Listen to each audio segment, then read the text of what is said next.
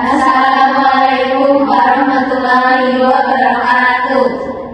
Di sini kami akan mempresentasikan hasil diskusi kelompok kami. Sebelumnya, perkenalkan nama saya Marsha Sabrina. Saya Divina Rinda, saya Tiffany Purwisa, saya Ratri Jumilinda, saya Alma Kenalan.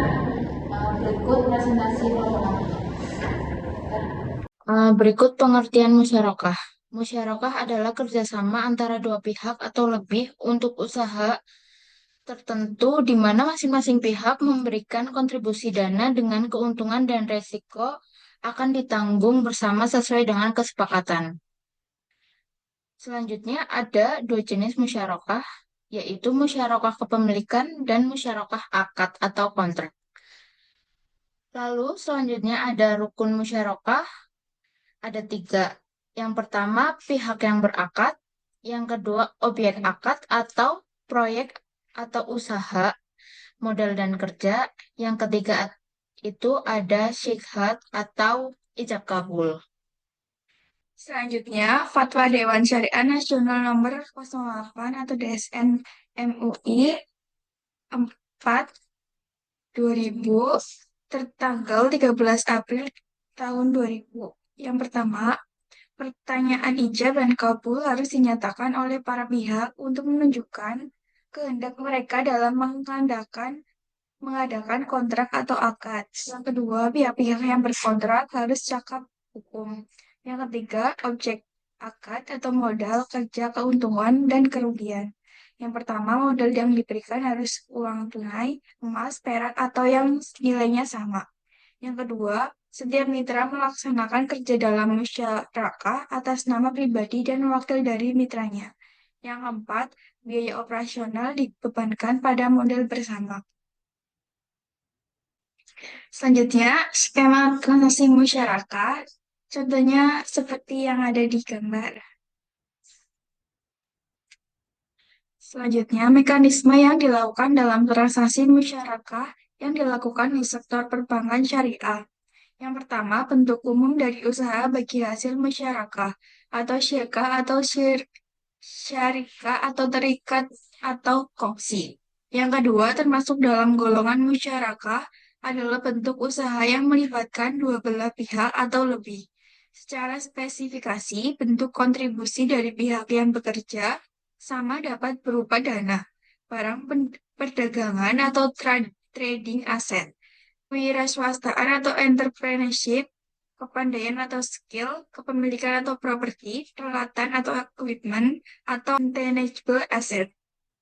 Dengan merangkum seluruh kombinasi dalam dan bentuk masing-masing pihak, dengan atau tanpa batasan waktu menjadikan produk ini sangat fleksibel. Selanjutnya, pemilik modal dipercaya untuk menjalankan proyek musyarakah tidak boleh melakukan tindakan seperti yang pertama, menggabungkan dana proyek dengan harta pribadi. Yang kedua, menjalankan proyek musyarakah dengan pihak lain tanpa izin pemilik modal lainnya. Yang ketiga, setiap pemilik modal dapat mengalihkan penyertaan atau digantikan oleh pihak lain. Yang keempat, setiap pemilik modal dianggap mengakhiri kerjasama apabila menarik diri dari perserikatan, meninggal dunia, dan menjadi tidak cakap hukum. Yang kelima, biaya yang timbul dalam melaksanakan proyek dan jangka waktu proyek harus diketahui bersama. Keuntungan dibagi sesuai dengan porsi kontribusi modal. Yang keenam, proyek proyek yang akan dijalankan harus disebutkan dalam akad.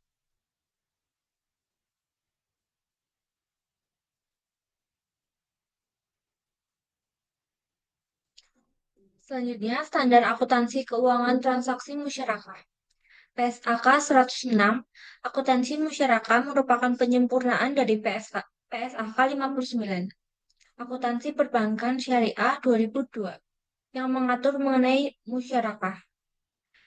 PSAK 106 berlaku untuk entitas yang melakukan transaksi musyarakah baik sebagai mitra aktif dan mitra pasif.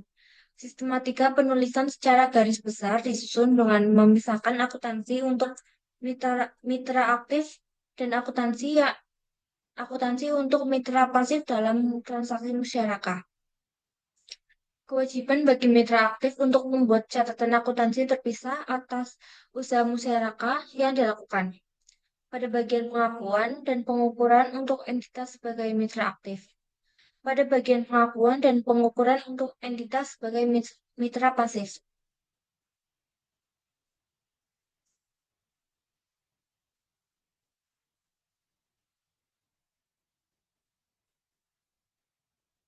Selanjutnya, karakteristik musyarakah.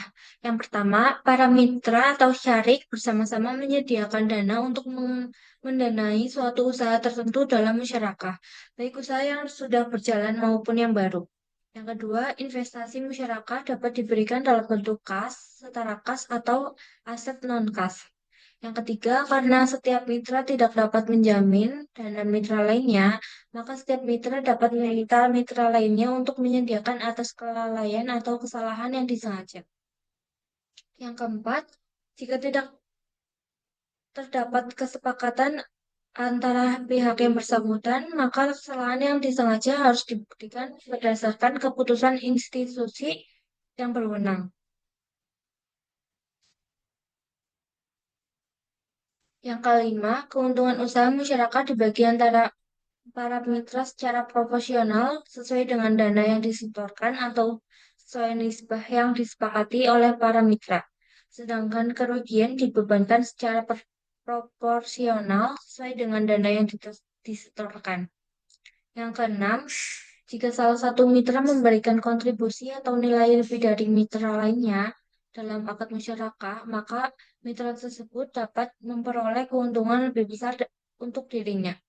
Yang ketujuh, porsi jumlah bagi hasil untuk para mitra ditentukan berdasarkan nisbah yang disepakati dari pendapatan usaha yang diperoleh selama periode akad, bukan dari jumlah investasi yang disalurkan. Yang kedelapan, pengelola musyarakah mengadministrasikan transaksi usaha yang terkait dengan investasi musyarakah yang dikelola dalam catatan akuntansi tersendiri.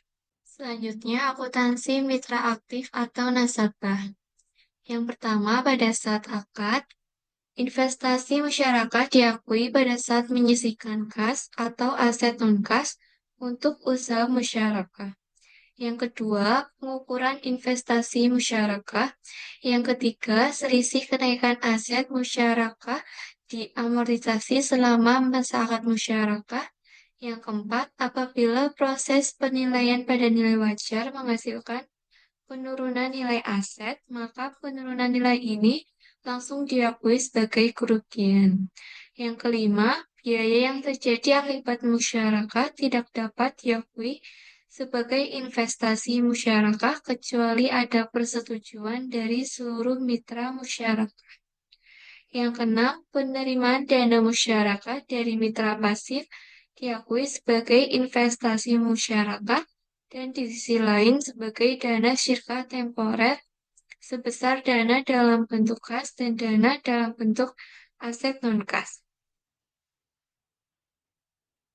Kemudian selama akad, yang pertama, bagian identitas atas investasi masyarakat dengan pengembalian dana mitra di akhir akad dinilai sebesar jumlah kas yang disisihkan dan nilai tercatat aset musyarakah non-kas. Yang kedua, bagian entitas atas investasi musyarakah menurun dinilai sebesar jumlah kas yang disisihkan.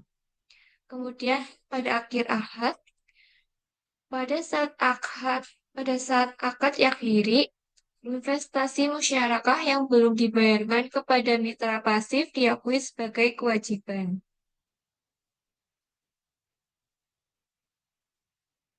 Selanjutnya, akuntansi mitra pasif. Pada saat akad, yang pertama, investasi masyarakat diakui pada saat pembayaran kas. Yang kedua, pengukuran investasi masyarakat.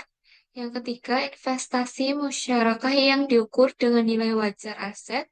Yang keempat, biaya yang terjadi akibat akad masyarakat tidak dapat diakui sebagai bagian investasi masyarakat. Selanjutnya, selama akad, yang pertama, bagian entitas atas investasi masyarakat dengan pengembalian dana mitra di akhir akad dinilai sebesar jumlah kas yang dibayarkan dan nilai yang tercatat aset masyarakat non-kas. Yang kedua, bagian entitas atas investasi masyarakat menurun. Selanjutnya, akhir akad. Pada saat akad diakhiri, investasi musyarakah yang belum dikembalikan oleh mitra aktif diakui sebagai piutang. Selanjutnya, institusi atau perusahaan yang menerapkan akad musyarakah. Yang pertama ada bank muamalat. Musyarakah pada bank syariah adalah transaksi penanaman dana dari dua atau lebih pihak pemilik dana dan atau barang untuk menjalankan usaha tertentu sesuai syariah dengan pembagian hasil usaha antara kedua belah pihak berdasarkan nisbah yang disepakati. Sedangkan pembagian kerugian berdasarkan proporsi modal masing-masing. Pada bank muamalah terdapat pembiayaan musyarakah dengan jenis produk-produk seperti pembiayaan modal kerja reguler, pembiayaan modal kerja proyek, pembiayaan rekening koran syariah atau PRKS, dan lain-lain. Yang kedua ada Bank Syariah Indonesia. Akad musyarakah mutanabisah dalam pembiayaan KPR syariah di Bank BSI. Kredit pemilikan rumah atau KPR merupakan produk yang dikeluarkan oleh perbankan dalam rangka membantu masyarakat memenuhi kebutuhan perumahan mereka. Penerapan akad musyarakah mutanakisah pada pembiayaan KPR syariah di Bank BSI memiliki beberapa keunggulan sebagai pembiayaan syariah, yaitu di mana bank dan nasabah sama-sama memiliki suatu aset yang menjadi objek perjanjian antara bank dan nasabah karena memiliki hak bersama, maka antara bank dan nasabah akan saling menjaga atas kerjasama yang sudah disepakati. Selanjutnya yang ketiga ada BMT Baku Salam. Musyarakah adalah bentuk bagi hasil atau profit loss sharing yang dipraktekkan dalam sistem perbankan syariah maupun PMT. Sistem ini sebagai salah satu untuk menyalurkan dananya. Demikian pula dengan BMT Bagus Salam yang menerapkan sistem ini ke dalam salah satu pembiayaan dalam produk pembiayaan. Pembiayaan masyarakat yang berlaku di PMT Bagus Salam adalah pembiayaan usaha kepada anggota-anggotanya. Mekanisme dana yang dikumpulkan untuk pembiayaan didapatkan dari dana tabungan nasabah yang dikumpulkan menjadi satu dengan produk-produk lain dan dikelola. Lalu untuk yang selanjutnya, terdapat perlakuan transaksi musyarakah berdasarkan PSAK nomor 106. Yang pertama, A. Pengakuan dan pengukuran awal pembiayaan musyarakah. Ini ada contoh kasus pada tanggal 1 Agustus, pada saat pembiayaan musyarakah disetujui dan disepakati oleh Tuan Abdullah, Bank Syariah mempunyai kewajiban yang berupa komitmen atas pembiayaan musyarakah sebesar 70 juta. Jurnal komitmennya atau rekening administratif pada debit itu kontra komitmen investasi musyarakah senilai 70 juta. Untuk kreditnya komitmen investasi musyarakah sama 70 juta. Lalu pada tanggal 15 Agustus, Bank Syariah menyerahkan modal dalam bentuk uang tunai kepada Syirkah sebesar 20 juta.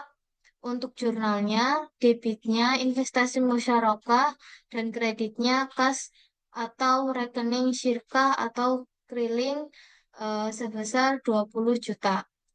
Lalu ada debit lagi, yaitu komitmen investasi musyarakah sebesar 20 juta, lalu kreditnya kontra komitmen investasi musyarakah sebesar 20 juta. Untuk yang selanjutnya, B. Pengakuan laba atau rugi musyarakah. Yang pertama, apabila penerimaan pendapatan atau keuntungan musyarakah atau kas, itu jurnalnya untuk debit, kas, atau rekening syariah. Untuk kreditnya, pendapatan bagi hasil musyarakah. Yang kedua, apabila penerimaan pendapatan atau keuntungan musyarakah akrual untuk debit, pendapatan yang diterima musyarakah Lalu untuk kreditnya pendapatan bagi hasil musyarakah. Lalu yang ketiga, pada saat kas diterima, jurnalnya berubah menjadi yang debit ini rekening mitra atau kas. Untuk kreditnya pendapatan yang diterima musyarakah. Lalu untuk yang keempat, rugi pembiayaan musyarakah dalam satu periode pelaporan pengakuan kerugian musyarakah, pencatatan jurnalnya untuk debit, kerugian musyarakah, lalu untuk kreditnya investasi musyarakah. Lalu yang kelima, kerugian pembiayaan musyarakah sebagai akibat kelalaian mitra, pengakuan kerugian yang lebih tinggi dari modal mitra akibat kelalaian atau penyimpangan mitra musyarakah. Untuk jurnalnya, debitnya piutang mitra, lalu untuk kreditnya investasi musyarakah. Untuk C, yaitu pengakuan biaya pada musyarakah. Penilaian pembiayaan musyarakah pada akhir periode akuntansi yang pertama, pembiayaan musyarakah permanen dinilai sebesar nilai perolehan jumlah kas yang dibayarkan atau nilai wajar aktiva pada saat akad, setelah dikurangi dengan kerugian yang telah diakui. Yang kedua, pembiayaan musyarakah menurun disajikan sebesar harga perolehan dikurangi bagian yang telah dialihkan kepada mitra musyarakah. Di sini ada contoh kasus Bank Syariah dalam rangka penempatan dana akad musyarakah sebesar 100 juta dengan wahana memerlukan biaya untuk studi kelayakan dan administrasi sebesar 200 juta yang sesuai kesepakatan menjadi beban wahana. Sehingga pada saat pemberian dana penyertaan musyarakah tersebut akan dilakukan jurnal sebagai berikut. Untuk debitnya penyertaan musyarakah, untuk kreditnya yaitu kas. Keduanya sebesar 100 juta rupiah. Lalu yang debit kas, lalu yang kredit pendapatan administrasi untuk saldonya 200.000 rupiah, 200 juta ribu rupiah. Untuk selanjutnya, D, pada saat akad berakhir. Pada saat akad berakhir, saldo pembiayaan musyarakah yang belum diterima diakui sebagai piutang musyarakah. Untuk jurnalnya, debit, piutang musyarakah, dan kreditnya investasi musyarakah. Untuk jurnal penyelesaian musyarakah permanen, jurnal untuk debitnya kas atau piutang musyarakah, lalu kreditnya investasi musyarakah. Lalu untuk jurnal penyelesaian musyarakah menurun, debitnya kas atau piutang musyarakah, kreditnya kerugian penyelesaian investasi musyarakah, lalu debit lagi investasi musyarakah, dan kreditnya keuntungan penyelesaian investasi musyarakah. Di sini ada contoh kasus transaksi musyarakah pada tanggal 12 Januari, BPRS membangun marwah warga atau BMW dan Bapak Hendra menandatangani akad musyarakah permanen untuk pembiayaan usaha fotokopi senilai 40 juta rupiah yang terdiri dari 30 juta kontribusi BPRS dan 10 juta kontribusi Bapak Hendra. Bagi hasil didasarkan pada laba bruto atau penjualan dikurangi biaya kertas dengan nisbah bagi hasil 20% BPRS dan 80% Bapak Hendra. Bagi hasil disepakati untuk dibayar dan dilaporkan setiap tanggal 20 mulai bulan Februari. Investasi musyarakah disepakati jatuh tempo pada tanggal 20 April. Lalu untuk jurnalnya pada tanggal 12 Januari BPRS saat akad membuka cadangan investasi musyarakah untuk Bapak Hendra. Untuk pencatatannya, debitnya yaitu dari pos lawan komitmen administrasi pembiayaan, lalu untuk kreditnya kewajiban komitmen administrasi sebesar 30 juta rupiah. Lalu pada tanggal 12, saat akad BPRS membebankan biaya administrasi sebesar 0,2% dari nilai pembiayaan dan langsung diambil dari rekening Bapak Hendra. Jadi yang 30 juta ini dikalikan dengan 0,2% sehingga hasilnya 60 juta. Untuk pencatatan jurnalnya untuk debit, kas, atau rekening nasabah Bapak Hendra, untuk kreditnya pendapatan administrasi. Lalu selanjutnya pada tanggal 20 Januari, BPRS mentransfer sebesar 30 juta ke rekening Bapak Hendra sebagai pembayaran porsi investasi BPRS. Untuk jurnalnya, debitnya investasi musyarakah, kreditnya kas atau kewajiban, lalu debit lagi kewajiban komitmen administrasi pembayaran, lalu kreditnya pos lawan komitmen administrasi pembiayaan. Untuk saldonya, keempatnya yaitu 30 juta rupiah. Lalu pada tanggal 20 Februari, Bapak Hendra melaporkan laba bruto usahanya sebesar 5 juta dan pada tanggal yang sama membayarkan secara tunai porsi bank sebesar 20% dari laba bruto. Jadi 5 juta ini dikali dengan 20% sehingga menghasilkan 1 juta. Untuk pencatatannya yaitu debit, kas atau rekening nasabah, lalu kreditnya pendapatan bagi hasil. Untuk tanggal 20 Maret, Bapak Hendra melaporkan laba bruto usahanya sebesar 4 juta dan membayarkan secara tunai porsi bank sebesar 20% dari laba bruto pada tanggal 25 Maret. Untuk pencatatannya, di debit, kas atau rekening nasabah, kreditnya pendapatan bagi hasil musyarakah. Untuk saldonya yaitu 4 juta dikali 20% sehingga menghasilkan 800.000 rupiah. Untuk selanjutnya tanggal 20 April, Bapak Hendra melaporkan laba bruto usahanya sebesar 6 juta dan pada tanggal yang sama membayarkan secara tunai porsi bank sebesar 20% dari laba bruto. Untuk pencatatannya di debit yaitu kas atau rekening nasabah, lalu untuk kreditnya pendapatan bagi hasil. Untuk saldonya ini 6 juta dari laba bruto dikalikan dengan 20% sehingga saldonya menghasilkan 1.200.000 rupiah. Lalu pada tanggal 20 April saat jatuh tempo Bapak Hendra melunasi investasi musyarakah 15 sebesar 30 juta via debit rekening. Untuk pencatatannya pada debit, yaitu kas atau rekening nasabah, lalu kreditnya investasi musyarakah.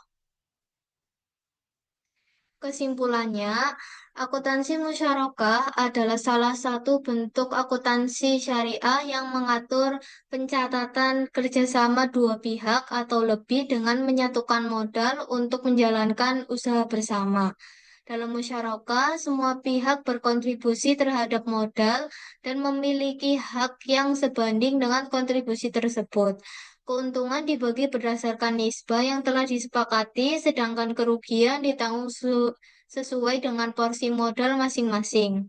Prinsip utama dalam musyarakah adalah keadilan dan transparansi dalam pelaksanaan serta pencatatannya. PSAK musyarakah memberikan pedoman pencatatan transaksi dalam kerangka musyarakah.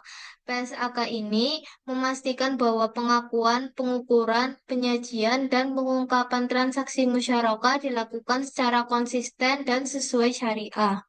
Dalam PSAK musyarakah, penekanan diberikan pada pelaporan modal, pembagian keuntungan, serta perlakuan terhadap kerugian untuk menjaga keadilan dan akuntabilitas.